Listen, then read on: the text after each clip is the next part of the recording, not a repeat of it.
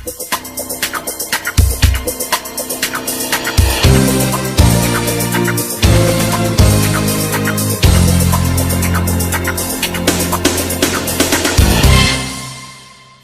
programa Estação Saúde de hoje, nós trataremos de um assunto muito interessante. Como sempre, o programa Estação Saúde tem levado até você informações de qualidade, tentando de alguma forma melhorar a sua qualidade de vida.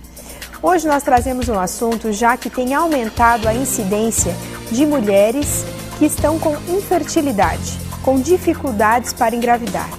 Pensando nesse assunto, nós recebemos hoje aqui no estúdio o ginecologista Dr. Jean-Louis Maillard. Ele é especialista em fertilidade.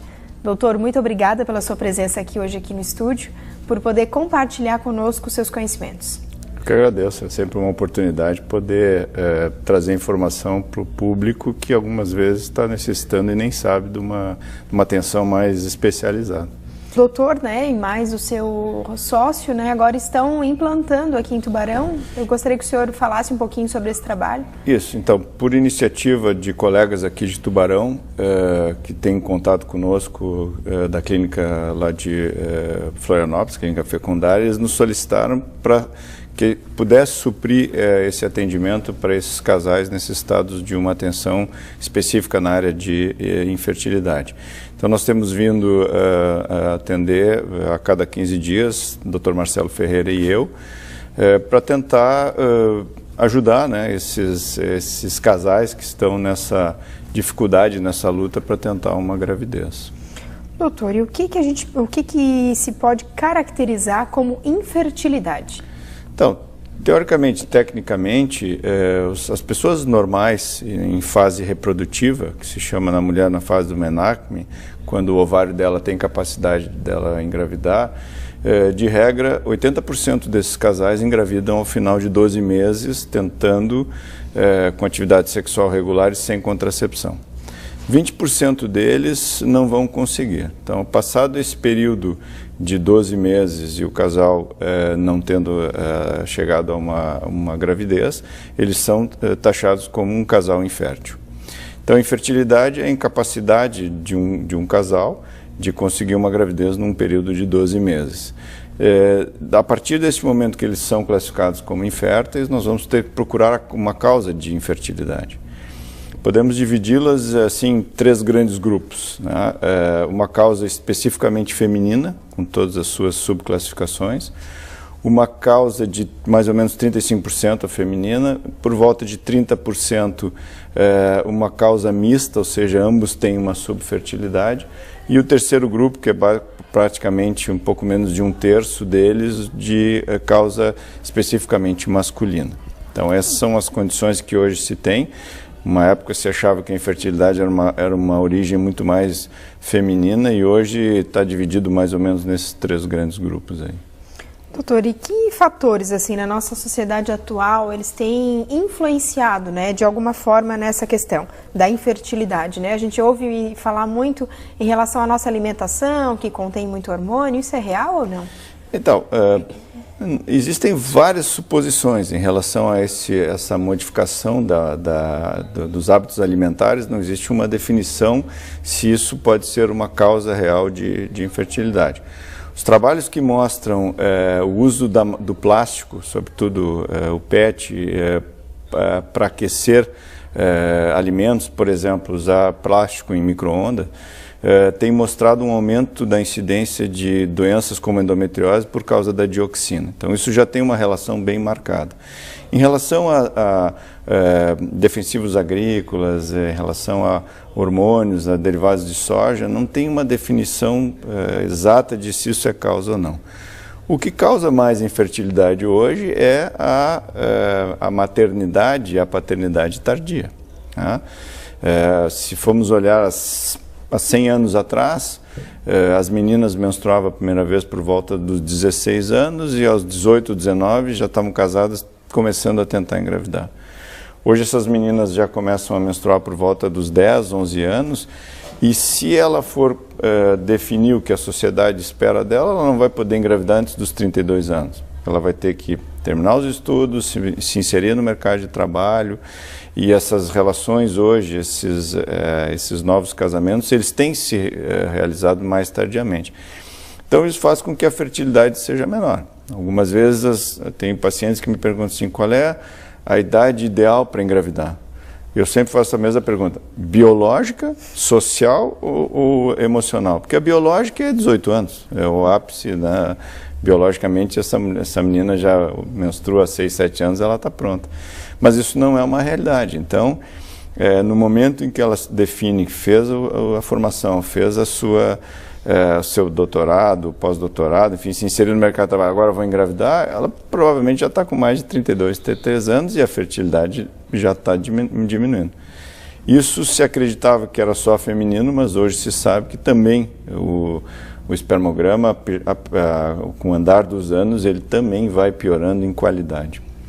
Então, esses são os fatos que trouxeram um aumento maior da incidência de infertilidade hoje. Os homens, eles têm aderido bem ao fato de ter que fazer espermograma na ajuda, assim, da busca, né, pelo motivo da infertilidade? Sim, eu acho que já foi um tabu muito mais importante nessa relação, e eu vejo homens abaixo dos 40 anos com muita tranquilidade para fazer o espermograma. Acima dos 40 anos, principalmente nessas situações onde se tem casais com nova estrutura, assim, homens que já têm filhos e que refazem a vida com mulheres mais jovens, às vezes eles não entendem que em 5 anos, em 3 a 5 anos, o espermograma pode ter mudado. Então, a gente tem muito casal que vem com essa mulher totalmente investigada, a gente pergunta, tem espermograma? Não, mas eu tenho um filho de 10 anos. E se sabe que em 10 anos esse sêmen pode ter piorado muito, e além do que ele poderia já ser limítrofe lá, e pela fertilidade aumentada da antiga parceira, ele teve uma gravidez fácil. Então isso às vezes a gente tem um pouco mais de dificuldade, mas de regra, em casais mais jovens e sobretudo que não têm filhos, é mais tranquilo hoje o espermograma. O programa Estação Saúde vai agora para um breve intervalo, mas nós já voltamos trazendo mais informações para você sobre o nosso tema de hoje, que é infertilidade. Não saia daí.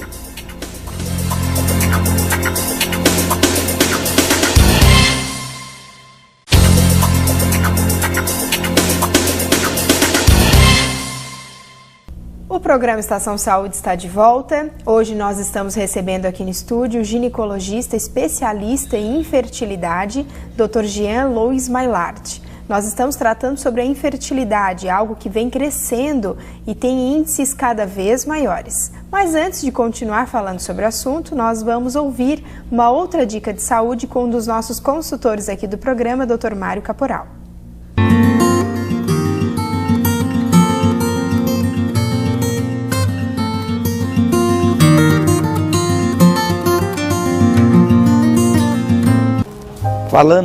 Dando sequência ao assunto das dicas sobre gotas, eu gostaria de dizer o seguinte, que geralmente a pessoa que desenvolve gota é devido ao aumento do ácido úrico no sangue.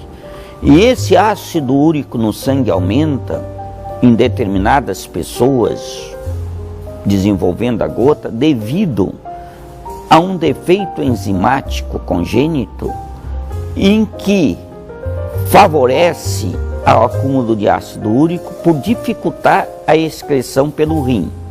Ou muitas vezes também esse defeito enzimático congênito pode ser em decorrência causando também um acúmulo, uma produção excessiva de ácido úrico. Então as pessoas que têm ácido úrico alto, muitas vezes pode ser em consequência a esse defeito congênito que existe dessa enzima. Ou pode ser também em decorrência secundária do tipo de alimentação, de certos medicamentos, de certas enfermidades. Então temos que ter uma atenção toda especial para isto, que você procure o mais breve possível o tratamento correto, para evitar as complicações secundárias que podem surgir em decorrência da gota. Se você procura por um atendimento com qualidade, Há 30 anos a Ecoclínica ela realiza esse trabalho no diagnóstico por imagem. Excelência em diagnóstico por imagem, em ultrassonografia, mamografia digital, raio-x e densitometria óssea, a clínica atua há mais de 30 anos e está presente nos municípios de Tubarão, Capivari de Baixo, Braço do Norte e Armazém. É também a única clínica do setor a receber o selo Nota 10 da Vigilância Sanitária. A Ecoclínica também possui equipamento moderno para ultrassom 4D. Você, futura mamãe, pode ver com detalhes como está o desenvolvimento do seu bebê e ainda já saber características físicas. Ecoclínica investindo na saúde para melhor atender os pacientes. Mais informações e agendamentos pelo telefone 3622-2355.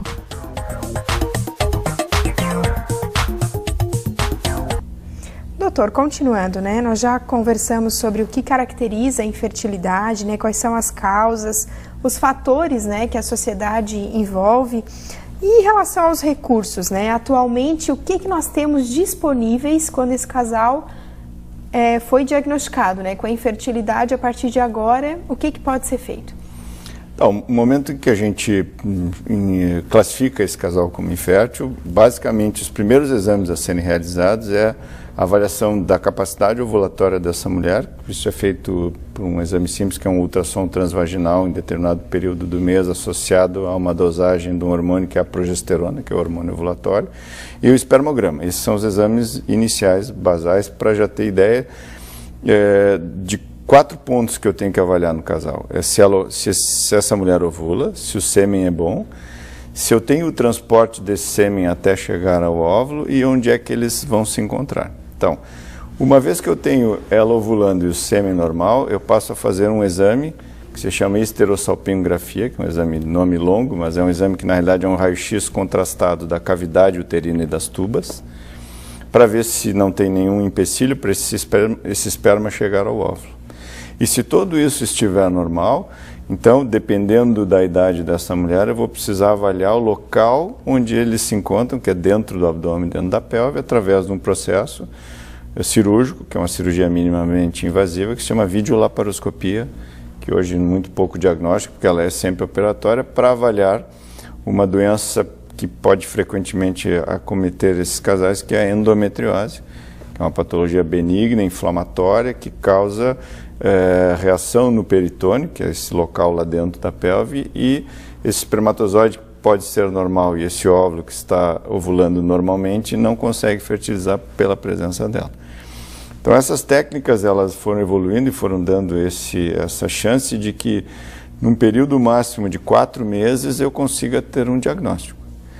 Dentro disso, 85% dos casos eu vou ter uma causa, eu vou diagnosticar, seja ovulatória, ela não ovula, seja porque as trompas estão obstruídas, seja porque o sêmen é ruim no caso, ou porque ela possa ter endometriose. 15% dos casos a gente não encontra nada. São casais que não tem nada que a gente possa hoje diagnosticar e eles caem num grupo que a gente denomina de infertilidade sem causa aparente. Então, para aqueles que têm especificamente esse quadro, onde a gente tudo investigou e nada se achou, se pode lançar a mão para alguma tentativa de um laboratório de reprodução assistida. Tá? Em relação às outras situações, tanto obstruções tubárias eventuais, danos na cavidade uterina, falta de ovulação, pode-se lançar a mão de tratamentos ou cirúrgicos na laparoscopia, ou clínicos com, por exemplo, ela não ovula, eu posso induzir a ovulação. O sêmen não é bom em número ou em capacidade, existem urologistas especializados na área de andrologia que vão avaliar este homem e talvez, ou usando tratamentos não hormonais ou até hormonais, melhorar essa capacitação. Se tudo isso for feito e não se tem resultado, ou a quantidade de sêmen é muito baixa, por exemplo, nós podemos lançar mão de uma primeira técnica de reprodução assistida chamada de baixa complexidade, que é uma inseminação intrauterina. Nela a gente usa a medicação para que essa mulher faça uma ovulação maior, às vezes 2 ou 3 óvulos, E quando ela está ovulando, se colhe o sêmen, como se fosse fazer um espermograma, melhora ele no laboratório e injeta no fundo uterino. Então essa é uma técnica de baixa complexidade. Para aqueles casos onde esse sêmen é muito alterado, muito ruim, que eu não posso nem fazer isso, então eu tenho que lançar a mão de uma técnica que se chama injeção intracitoplasmática de esperma, que é uma fertilização in vitro um pouco mais apurada, onde a gente faz uma estimulação muito mais complexa, se pega mais óvulos. Isso é feito através de um ultrassom transvaginal com uma agulha. Então, essa mulher é sedada, a gente retira esses óvulos do ovário, bota no laboratório e colhe este sêmen, que aí eu vou precisar para cada óvulo um espermatozoide.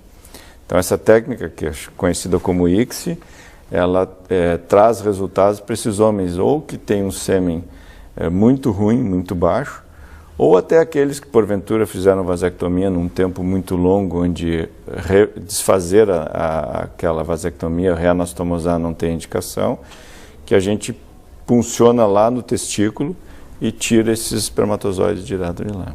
Então essas são as técnicas que hoje se tem à disposição desses casais. O programa Estação Saúde de hoje vai agora para um breve intervalo, mas nós já voltamos trazendo mais informações para você sobre o nosso tema de hoje, que é infertilidade. Você não pode perder.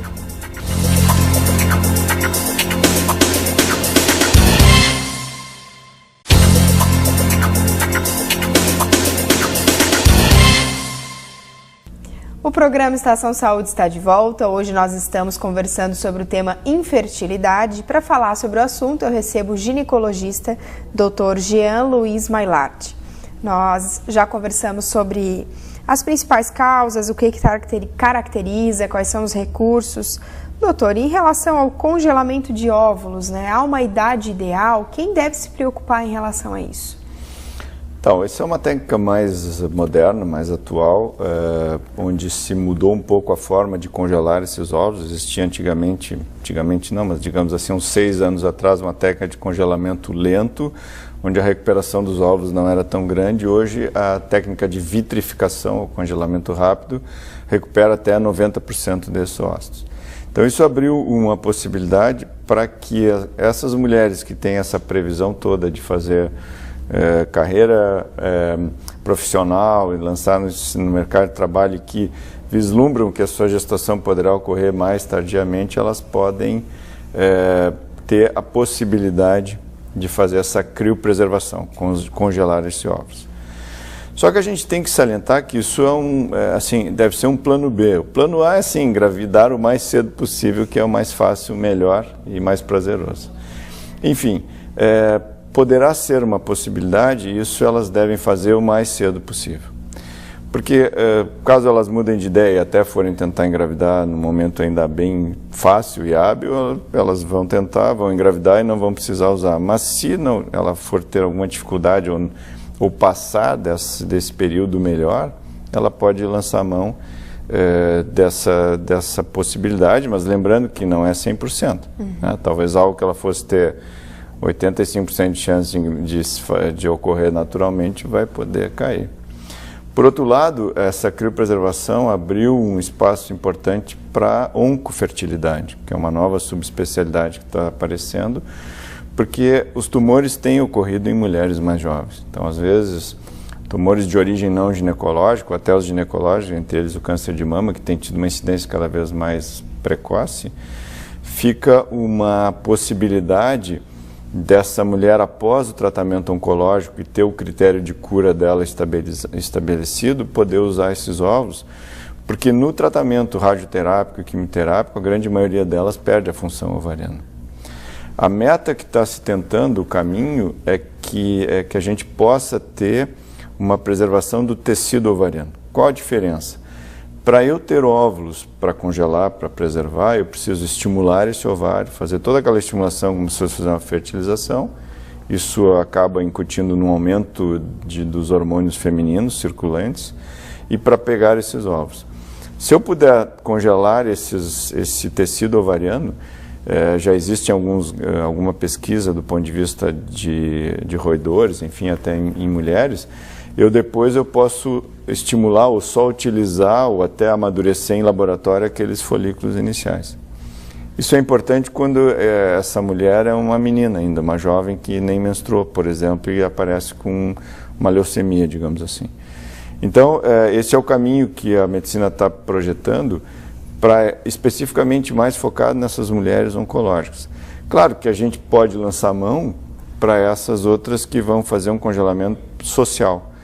Só que a gente sempre tem que salientar que essa situação não é 100%, e que isso não traga uma falsa ideia de que eu posso engravidar com 50 anos se eu quiser. Tanto que houve uma norma lançada agora em 2012 pelo Conselho Federal, 2012-2013, em que não se aceita a gravidez no Brasil com mulheres com mais de 50 anos. Porque estava se tendo muito parefeito e muita complicação obstétrica, e a parentalidade tardia, às vezes, traz jovens, órfãos, enfim, jovens sem pais ou sem a mãe, numa idade ainda necessária. Então, isso porque se fazia com 60, com 65 anos, fertilização com óvulos de doador.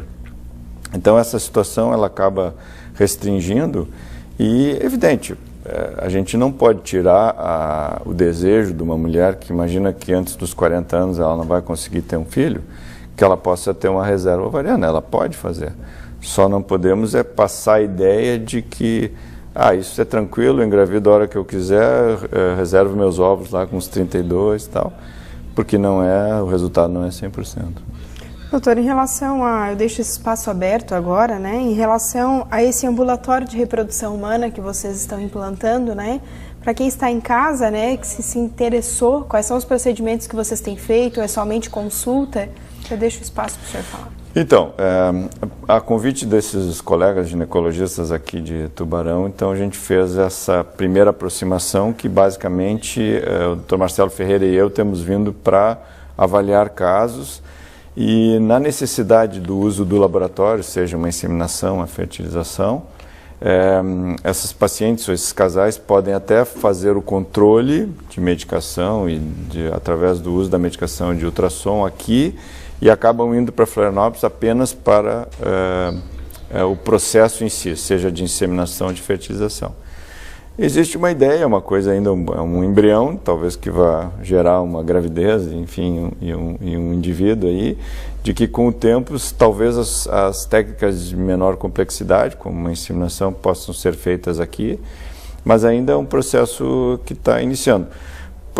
Por enquanto, a gente tem essa combinação para poder suprir essa necessidade desses colegas e também da população, dos casais, de poder dar o atendimento, porque nem todos os casais vão precisar de reprodução assistida, ou de fertilização, de inseminação. Alguns é só uma orientação, às vezes, de indução de ovulação, alguns só precisam, eventualmente, de processos laparoscópicos, tem colegas que fazem muito bem aqui. Então, às vezes, a gente está só direcionando, e na necessidade do laboratório simplifica, porque ao invés de ir, por exemplo, um ciclo 3, 4 vezes para Florianópolis, eles acabam indo uma vez só, para só fazer a retirada dos óvulos ou a inseminação. Doutor, muito obrigada pela sua presença aqui hoje, né, Prazer. por poder compartilhar conosco seus conhecimentos. Agradeço. O programa Estação Saúde de hoje termina aqui, mas você pode continuar sugerindo temas através do e-mail estaçãosaude.unisultv@gmail.com. Esse tema foi uma das sugestões de uma das nossas telespectadoras. Sempre em nome da loja Quer Que Embrulhe Que Me Veste. Se você procura por um look legal e diferente, vá até a loja. Muito obrigada pela sua companhia e pela sua audiência. Até o próximo programa.